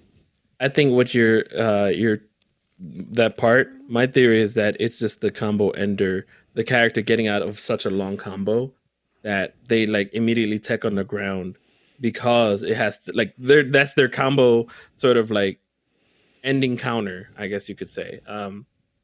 Like as if they got to a limit, a combo limit. Oh, okay. So like they're forced to tech out instantly. Yes. But then it's questioning. It kind of comes to question like, okay, if that's the case, then maybe, just maybe, there's just like in Skullgirls, you can force these situations where it's a lot higher, it's a lot scarier, where they don't tech to the ground, and that's where I think we have to see if that option becomes fully invul till they hit the ground, because they turn white even when they're knocked on the ground.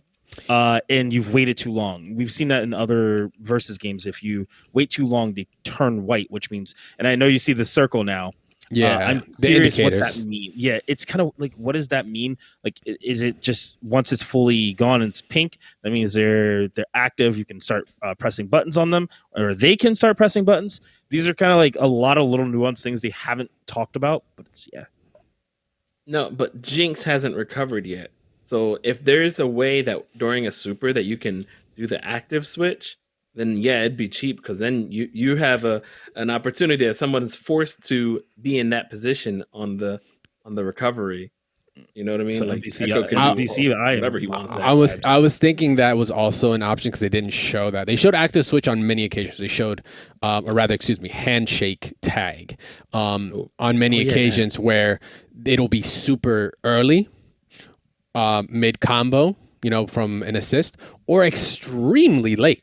That was one of the things I noticed off the rip. Like, look how long, if you check out Ari at 433, getting the combo, she got already a combo extension from a standard assist. This isn't a held down, follow assist. This is Darius coming in from the rip, so they didn't charge assist this. Instant air dash, couple buttons, and Darius is doing the full animation, like sitting there idle. So I'm thinking that's how they're trying to gauge the window right now to do it. You've got the animation, and it after like 2 hits, and here's the kicker: she's mid animation for another one for this hit that she's doing, and active switches to Darius, and she actually follows up afterwards. Yeah, there's like, it's almost like negative edging, or if she has kind of either that was like a frame perfect to get that, like kind of like if you could call assist the same, but at the same time you press launch in Marvel, right? Because the rules in Marvel is when you launch, you can't call assist while you're up there. Just like if you super jump, you can't call an assist while you're up there, but you can press assist button and launch at the same time to, I don't know, bring Sentinel drones, because it's a long startup, but you can use the launcher to go up and come down to kind of make up for that time so you can connect it later. Is that the same thing we're seeing here? Not sure, but the window for the handshake tag is fucking enormous at this point. Before we continue, I just want to premise this.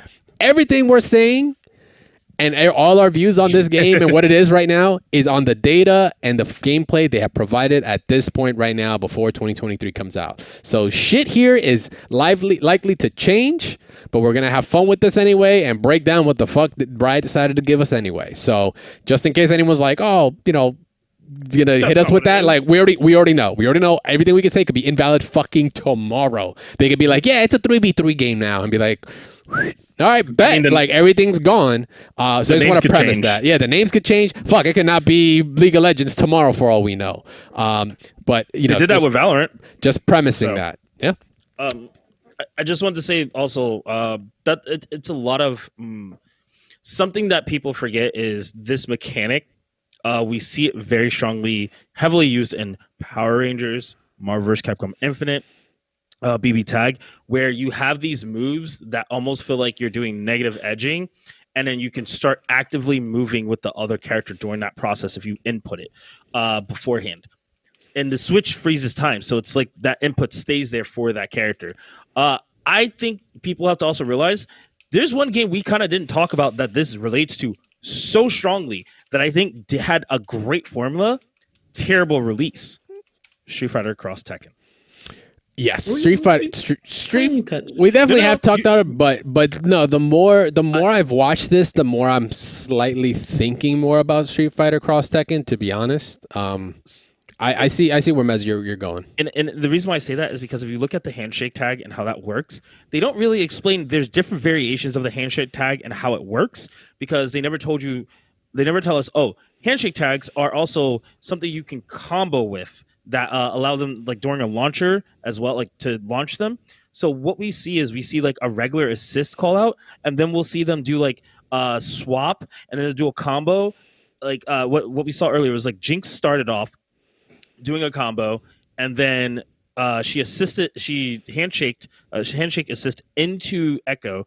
She left, and Echo handshaked assist launchered, kind of like how back. you do. Yeah, it brought her back, but it was an air combo this time. It was like it led her into a jumping air combo, which is big because now that means how many times can we switch? How many times do we get the ability to do that? That's a really, really scary and big thing. But I know in Street Fighter Cross Tekken, we only had I think it was like 3 times we could get it out, like optimized wise, right? I thought it was based on me, but I thought the max when I remember seeing optimized combos or like the go-to bread and butters by the end game of that game's life, I thought it was 2, but that third one would just still hit, but your character wouldn't come in. So you could technically finish it off with that third, like, that move that gives you the blue spark or whatever, because that's what activated the switch. But the first one would work, the second one would work, but if you did it again to kind of did a reset almost, like it just kind of stopped the combo instantly, but it was still a hit, so you could still link it to get like every bit of damage out. From what I last recall. But yeah, very, very, very similar to it. And I did peep something that I'm pretty sure you saw. And if you actually rewind back to when Echo's actually doing a whole full block string on like a setup and everything on Jinx, I think we misread it. I don't think that was an actual hit. I think that was actually a guard break. And if it is, I'm gonna be really fucking mad because I'm tired of games with guard breaking. What, this? You didn't see it? No. That was recovery. She's in a corner. He goes for the reset. When he goes for the reset. Oh, you mean after? See, like, let's see. Yeah, it looks like a guard break, which is kind of weird because it doesn't look like a normal hit. So you'll see him go for the reset. He'll go for the air, and she kind of like stands, but you see like that blue like flash. Yeah, I don't know if that's necessarily a hit. Because every hit I've seen in the game hasn't been just blue. No, because it shows that guard. That hit, that's just a regular hit. See, I was about to say follow up. If you see Ari doing against Darius, like it's, I think it's an effect that's not supposed to happen the way it does, or maybe it is, but it's just normal. It looks like he just got hit hopefully from they hopefully they normalize the graphics for that. I know it's still early. Yeah, that shit threw me off, and I was like, is this like guard break? Yeah, I'm ignoring all kind of graphics or glitches. Like at some point you even see like Echo lose his sword on his on that relaunch with Jinx. You actually see him straight up lose his sword, or it goes into the ground by mistake. That's not like, intentional in any way, shape, or form. So I'm just right here at 421. It's actually in the ground. If you look at the frame, it's clipping, that's him leaving, or it's on the ground or something like that. And then well, I know, but like if you look at how, if you look at the animation, he actually hits, and then all of a sudden it's just on the ground. Like, you get me? It's just that's a graphical glitch. I'm not really looking at those for anything else. I'm just looking at just the raw gameplay that we're getting from it. So, Jinx actually recovered just like Ari here? Yeah. In that clip that you were talking about with that where that happened with Echo. Jinx also recovers in that way, but she recovers down. But that ball that Echo throws, if you want to go back to the block string that he was talking about, okay, that ball that glows, she's blocking it on the way down as she's recovering downwards. In the corner. So, I believe. Right. I believe. Yeah, and she's blocking on the way down while she's still in the air. So that my theory might be wrong, but it might be right. There might be other recovery ways. Did you want to move on to what I'm catching? Yeah, sure. Let me see what you got on your side. What'd you see? No, I'm kidding. So, like, nothing, man. It looks dope. It does. I mean, there's actually a lot more gameplay than I felt like I saw. Like, I rewatched it just like from a casual perspective, while I had like my dad watching it, because he's a lot of people watch Arcane and he really likes it. So we were just taking a look. So at your it. dad's coming to Evo, right, for the game? He's gonna play. Tight. No, Papa Gorilla's about to come out here and stomp y'all. one button. Boop, boop, boop, boop. Oof. Okay. It's a winner. So, so I'm really liking. I think I like more of how the movement is going. I think there's a part where they were showcasing just Ari, and we've seen this I think early in the game, but then there's just one part where there's just like a lot of movement of her just getting away from Darius very fast. And it's just very reminiscent of Marvel-esque. But you know what I have noticed, and it was all about to do with the like active switching or handshake assist, is that I'm not seeing, and I don't know if I like it or not, I'm not seeing any knockdown sort of lockdown special moves in order to that promotes any sort of active switching. So, all right, for instance, Chun-Li in Cross Tekken has the lightning legs into a switch. Like immediately, that's the mix. You pick Hwoarang behind that, you can do a low. Like that very stupid low that he has into an overhead. Or you can just do a missile kick and go right behind them and then mix them up some more. In Marvel Infinite, you have every character who has some sort of lockdown. And it makes even Ghost Rider good. Like Ghost Rider can do his super, which locks down in the block string, and you can just active switch in between it. And that game was based off of lockdown moves. Ultron had the super huge fireball. You switch into there. You have like all of that. Was Jetta super, right? Yes, exactly. Even his special moves. Oh yeah, especially excuse me, not even his super. He just had to throw out his sickle once, and it's like it's like. For me, it's like you're talking like your Ami Cold Stars or your Vegeta assists, like, you know, Fireball assists that would just lock you down. So funny enough, I thought the same thing for a while. And actually, there's a difference in this trailer from what we've seen so far on one specific character, and that is Ari. Ari actually did have a lockdown assist in the original trailer that was much more reminiscent to Cold Star. It's not prevalent here, which is why it's like, you know, what we're saying is just what we got of it at this point, because this is likely to change. They might have just changed their thought process on having that. But yeah, like there hasn't been anything that promotes an active switch on lockdown yet, only because maybe they're still trying to figure out the sweet spot to it. Well, supers are going to be the lockdown. Right? Like we don't even know if you can active switch while you're supering though. You notice how they didn't show that.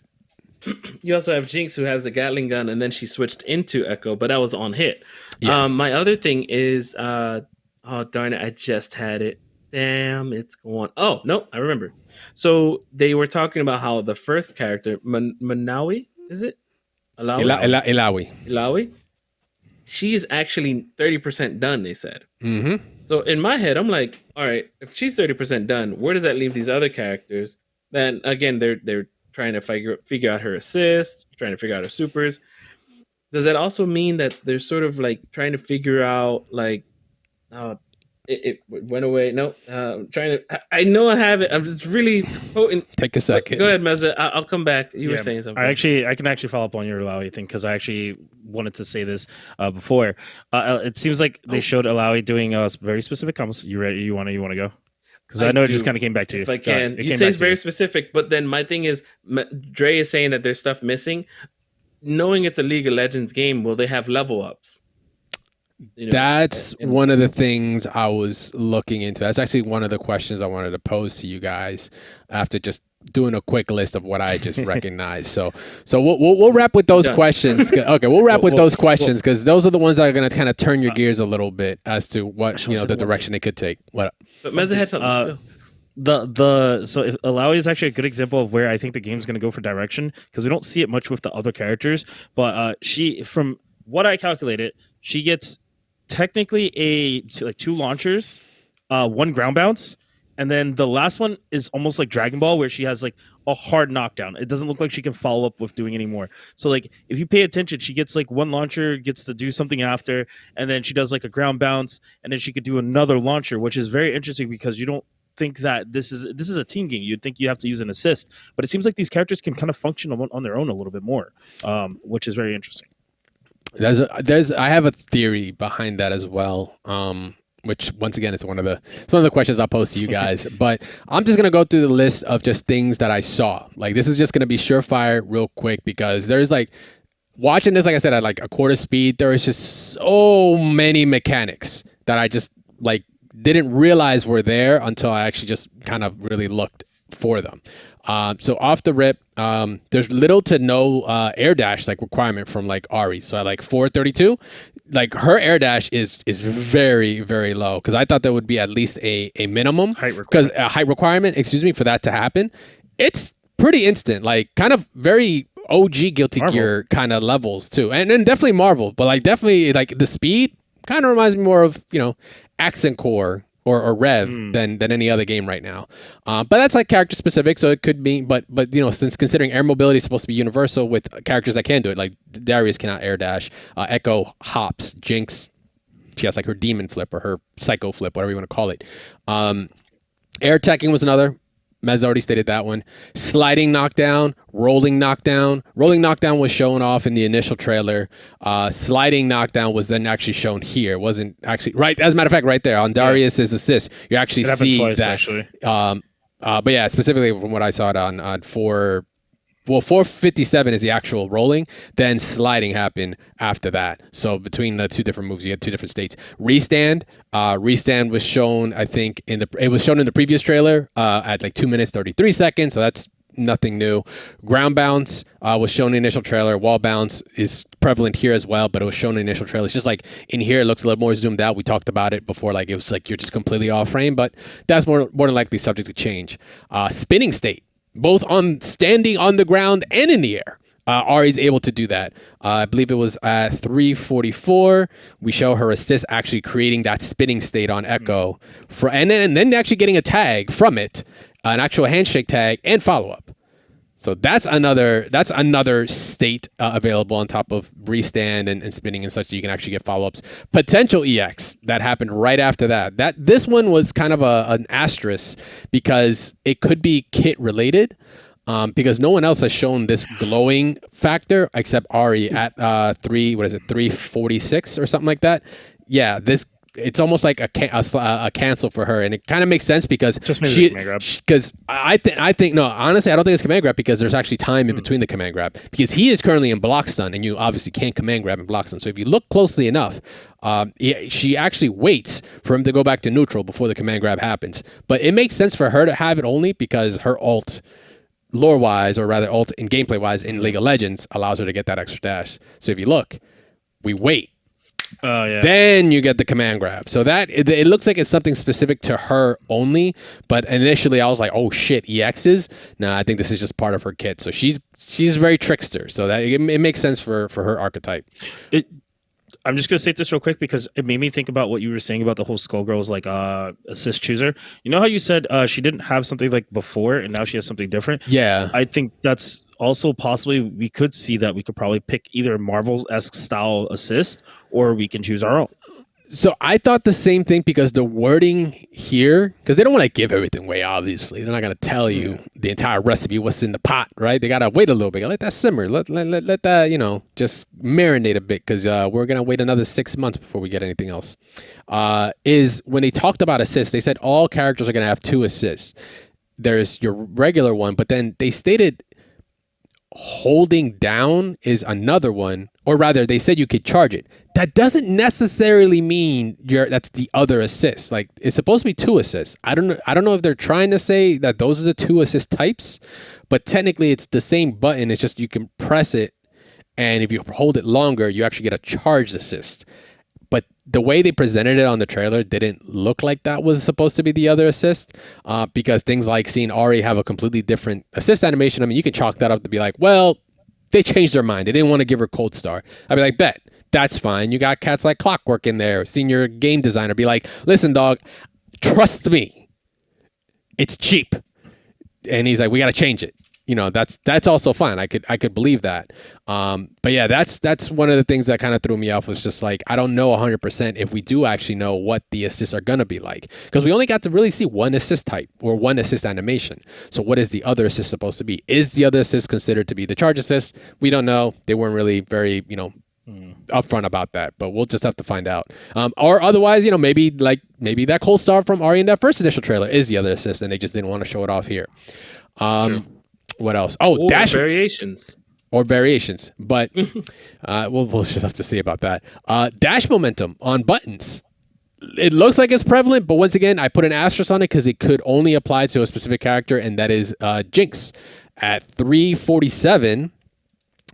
Is it 340? Yeah, 347. Right after the whole command grab fiasco. This is my ult. I'm gonna mix you up, Ari. Jinx is like, she comes up running because they've stated, right? Walking, running, dashing, chain dashing. Those are all movement options on the ground you have on top of all the other options you get.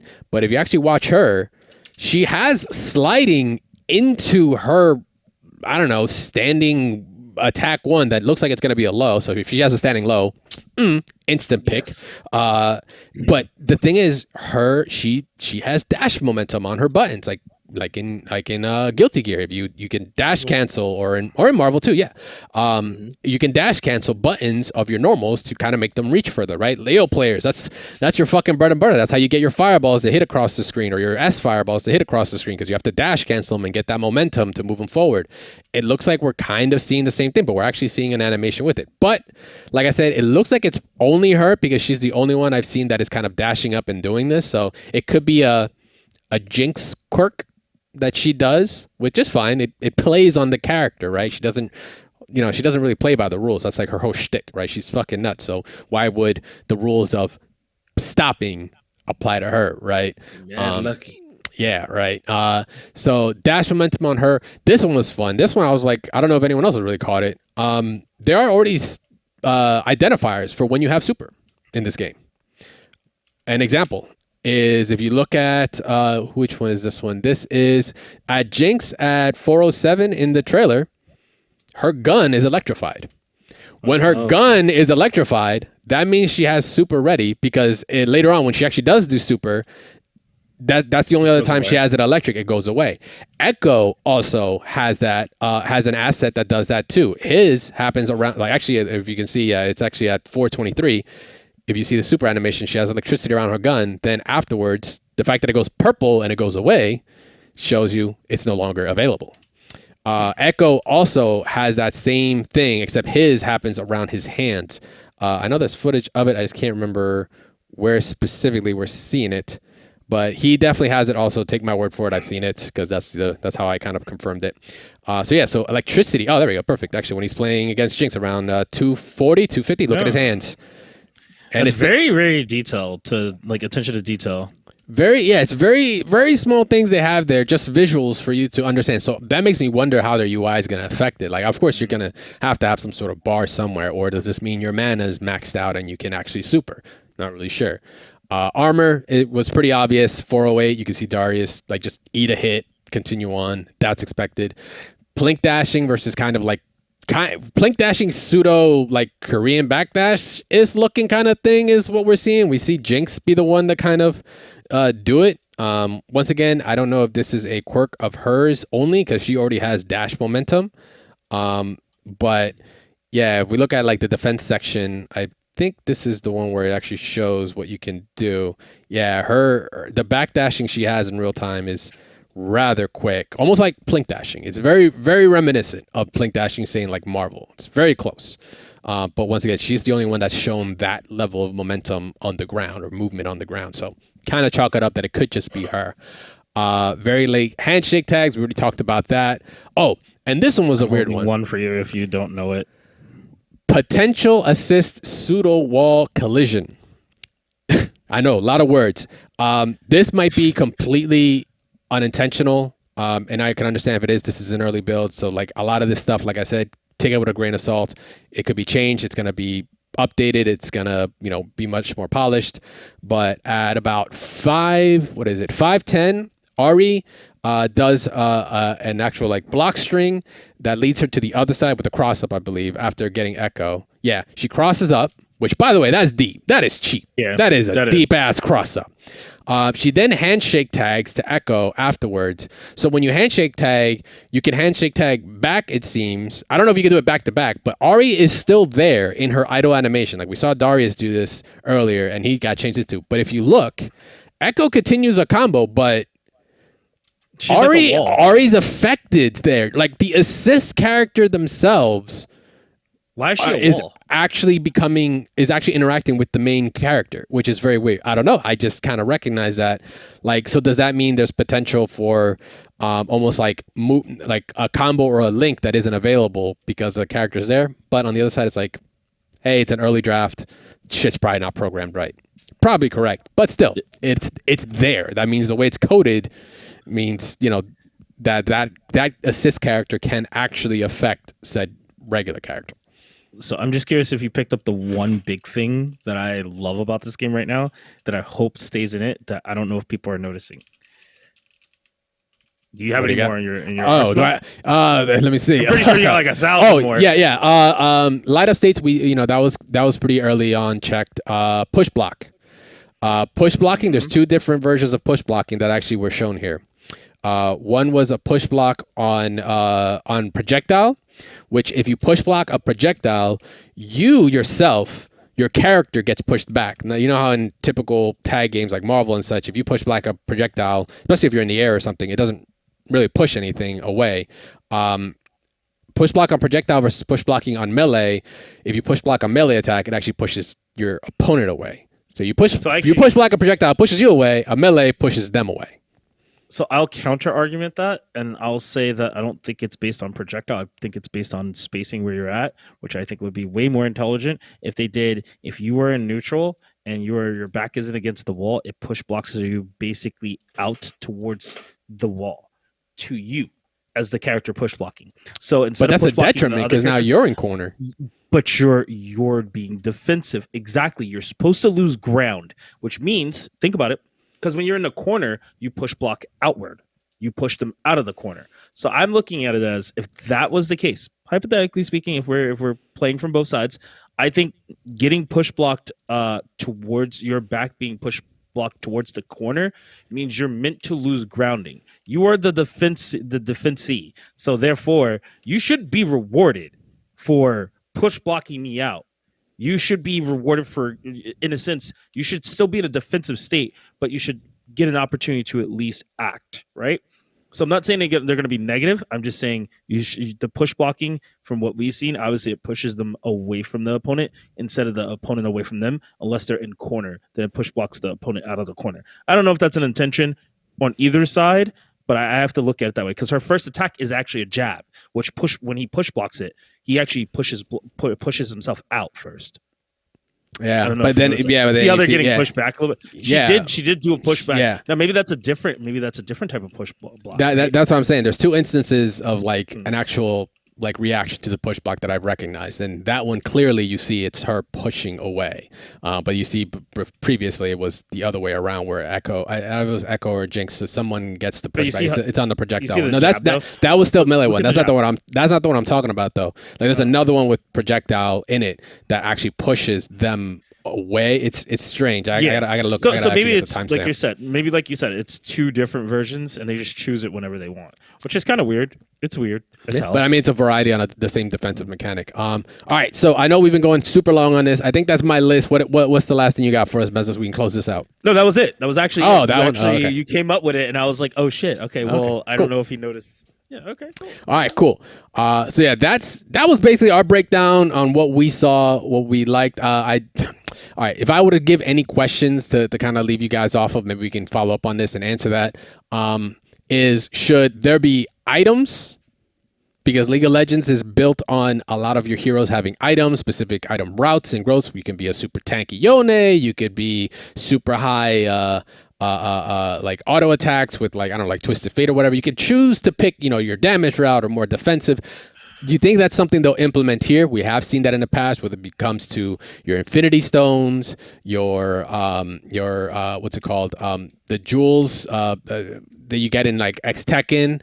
There are other games that kind of have different loadouts when it comes to those, how you want to play a character. But is that going to be something that's emphasized here? They did say they would have a flexible system, not just the movement, but it's supposed to be a variety of things that's supposed to give you expression.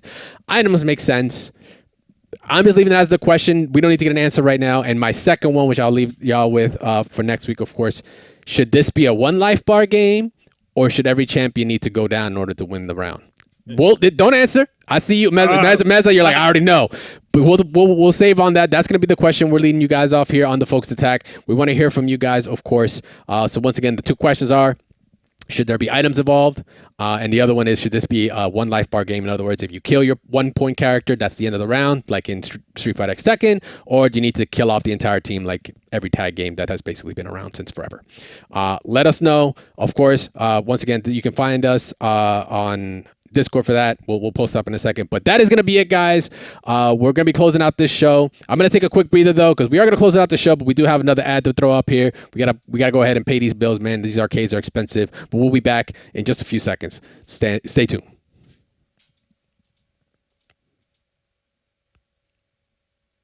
All right, and we're back. Sorry, just had to take that breather, man. There's a lot of Project L to talk about, a lot of Street Fighter to talk about. We had a lot of Tekken to talk about today. But that's it for the show today. We appreciate you guys hanging out with us here, of course, at episode 299, right before the cusp of 300. Once again, stay tuned for next week for sure. We're going to have Ryan Hart on the show. We're going to talk a whole lot more Tekken. And fuck it, we're going to talk Project L to Ryan Hart too. We want to hear what his thought process is on the new age of games. But in the meantime, though, guys, we appreciate you guys hanging out with us. This has, of course, been Double Tap. You guys can find us, of course, online at Double Tap FGC on Twitter. Make sure to follow us there. Check us out when we have some new clips. New episode goes live. You can check out the Mash Network on Twitter as well. They be posting up. You can check out my awesome hosts here, top 8ers in their respective games. They're still competitive. They're still sharp out there. You can find Mezza at Mezza FGC, of course, on Twitch, on Twitter, Instagram, all over the place. He's out competing. He's out doing his thing. I mean, I don't really got nothing else to say about the guy. He bleeds the scene, bro. He bleeds the scene. He's a real one. And of course, we got Static G here. He's always live. He's always live on Fridays. He's always competing, whether it's TNS. He's streaming other games. He's getting ready for Resident Evil 4. He's out competing in Marvel. I mean, and he's gonna be a man in main in the future. So I finally made whatever. my decision. I picked the Pokemon. I picked Quack. Oh, you got DNF on Switch. Sick. Good for you, dude. Good for you. I'm so happy. You running that 25 FPS. He running that 20 all day, baby. That is incorrect. All of that was misinformation. Make sure to follow my awesome host once again, Static Gorilla, and at Mezza FGC. You can follow me if you want at Crashtag VS. But make sure to go follow once again Double Tap at Double Tap FGC. You guys can of course contact us, whether it be on your podcast platform of choice. iTunes, Spotify, Podbean, we're everywhere. We're on Megaphone. You can guys go check us out there. There's a whole entire list. Or you can check us out, of course, on mashthosebuttons.com. And check out our other shows here on the MTB Network. Of course, we got a little bit of Apex. We got some Final Fantasy. We got some Warcraft. We've got maybe potentially a God of War in the future. Talk about a one-off on Ragnarok if you're into that kind of stuff. I mean, shoot, they won everything at the Game Awards. Why not talk about it a little bit? Shout out to Christopher Judge, longest acceptance speech ever. 7 minutes, 58 seconds. Somebody tagged it. That was amazing.